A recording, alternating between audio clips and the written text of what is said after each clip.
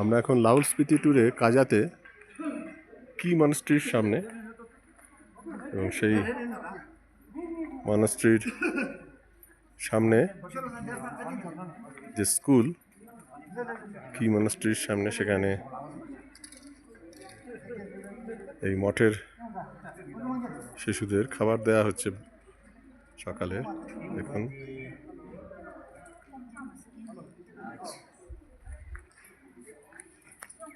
সকালের স্কুলের মধ্যেই তাদের ব্রেকফাস্ট চলছে।